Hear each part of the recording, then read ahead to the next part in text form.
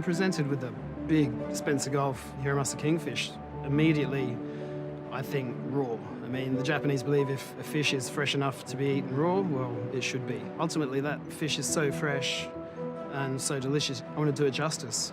This kingfish is a very powerful fish, and they're swimming now at 6.5 kilos. Something so powerful, it's surprising how, with the right talent and techniques and care, you can break it down to be something that's so delicate and creamy and delicious. Just melts in your mouth. For me, as a chef, that's the beauty of what I do.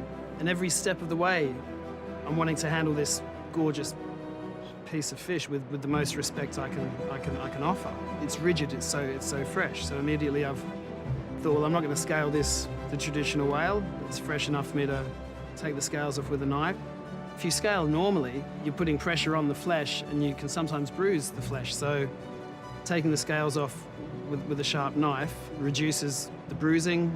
As I'm filleting it, I'm realizing, one side of the fish is going to be rich and creamy and oily. The other side's going to be nice and firm, but still, very tender. So in my mind, I'm thinking I'm going to do a sashimi plate or a sushi plate. What I love about sushi is, if you think about your palate in your mouth, your taste buds are sweet, sour, salty, and hot. So if you can offer all those elements on one bite, half the job's done. So that's what I'm hoping to give on every piece is sweet, sour, salty, and a little bit of heat.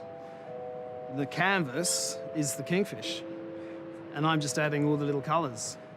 I want to highlight each part of the fish. So the oily belly sides I'm going to sear with a blowtorch, a bit of heat, brings up the oil, squeeze of lemon, pinch of salt, and some spice, a little heat from yuzu kosho. It's going to melt in the mouth. For me, that's the first piece I'd eat. That's the toro. The mid part, which is semi-oily, I'm just going to finish with a bit of ginger and shallot, classic soy glaze finish. And then the shoulder, I've made a little amaizu, which is a sweet vinegar, refreshing cucumber to counteract a bit of jalapeno that's grated through that. So I think you've got three very distinct flavors from one incredible fish. I mean, that's why I love the Spencer Gulf Hiramasa kingfish.